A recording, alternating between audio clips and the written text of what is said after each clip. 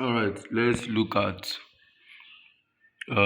supply and demand zone today. All right. I'll be showing you what supply and demand is. What is demand? What is supply?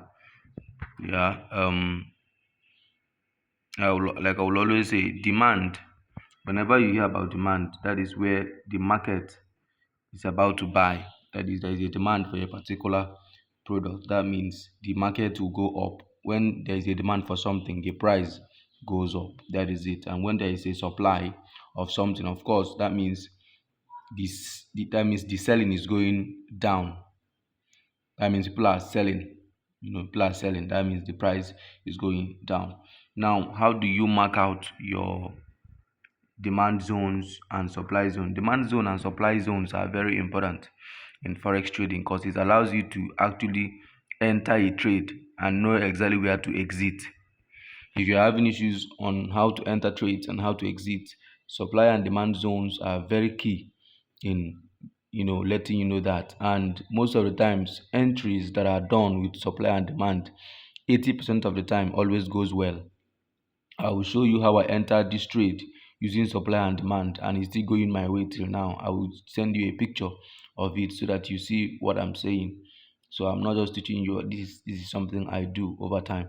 Okay, so now let's look at this chart. I'm on 1 hour time frame. Don't forget that when you are doing your analysis, whenever you are doing your analysis, you must try to use all the time frames aside from 1 minute. Although you can still use 1 minute time frame to do your analysis, take a look at the market in all the time frames so that it will give you a better understanding of what the market looks like and confirmations you need to enter a market. So after you must have used all the time frames to analyze your market, you can use 5 minutes and 15 minutes to enter. Okay, so but I will be teaching you a lot: how to enter, how to exit, and when to confirm your entries in this our class that is ongoing. So let's just take it step by step so that I don't overwhelm you with a lot of stories. So let's just focus now on demand and supply for today's class. Okay, so now if you look down, you will see a mark I did on light blue or sky blue below. This is called demand. How do you know demand? Demand is that place where the market rejected sharply. Yeah, where the market rejected sharply. Are you there? And then let me pick something I will use.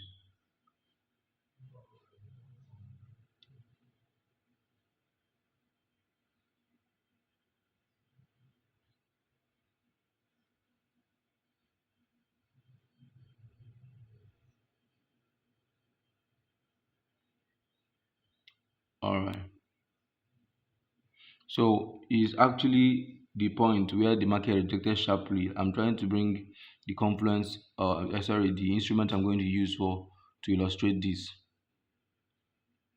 Okay. Now, if you observe, you will notice that after the sharp rejection, you will see a hanging man there. On that blue sky blue line. Okay. Immediately after the sharp rejection and it start going up, it you will know that it's a demand in two ways. That this is a demand in two ways. One, there is a sharp rejection. One, two, after this dark candle, the hanging man candle, that is the lowest, the next candle was a bullish candle.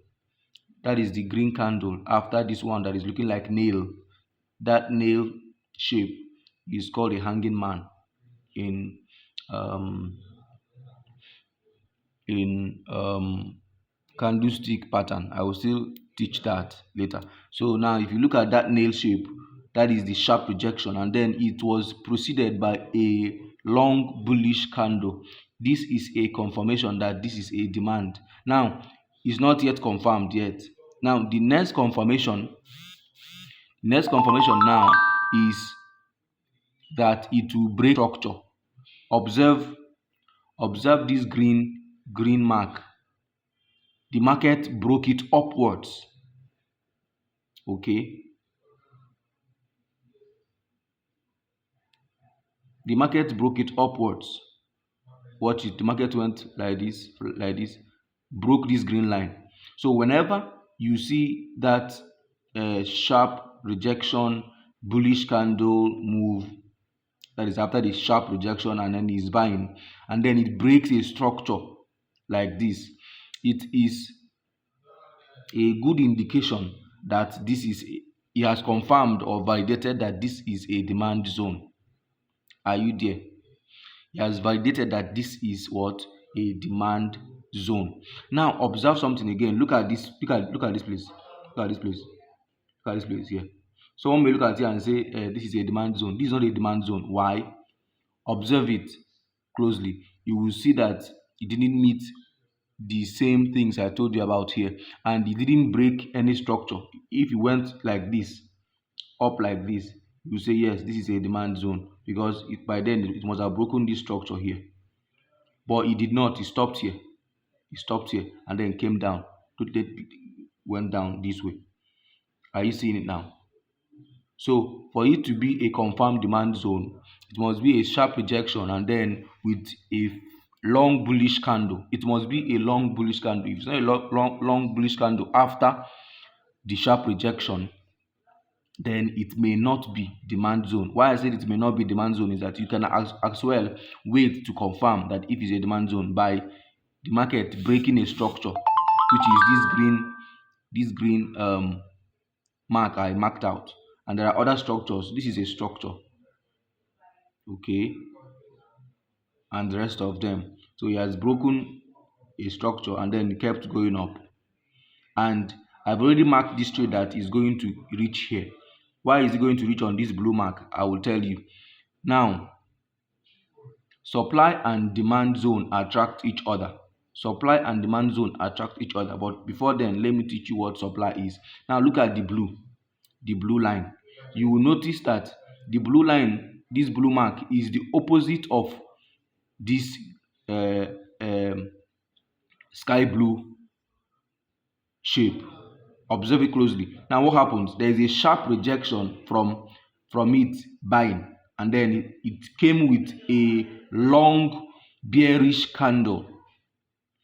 It now came with a long bearish candle. You can look at it immediately after that rejection that is looking like a pin. Then the long red candle is the bullish bearish candle.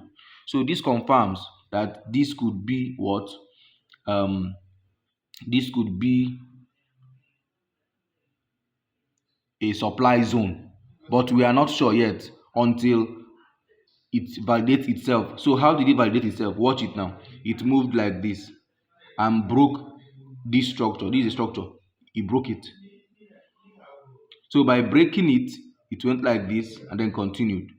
This is a confirmation that this is what? A supply zone. So what did I say before now? I've shown you how to note your supply zone. I've shown you how to note your demand zones. Okay. Now, demand and supply zone always attract each other. And that is why I said, that this market here now, this market is going to move from is going to move from here to this place, and then from here it will come down again. That is how market moves most of the times, and that is why I marked this, and that's why I'm following it to this place. I don't know how long it's going to take to get here. I don't know how long it's going to take to get here, but I'm sure that it's going to get here at the end of the day. Now, what is another thing you're going to use to confirm that this market is going to get up here, is this gray line. This gray line I marked here, there is a space in between this long bearish candle. That space is called fair value gap. So when fair value gap is immediately beside or immediately found within a supply or demand zone, is another confirmation that the market must come to take it out. Don't worry, I'm going to teach you what fair value gap is in the next class. so that I will now put everything together and show you how you can use these things to trade.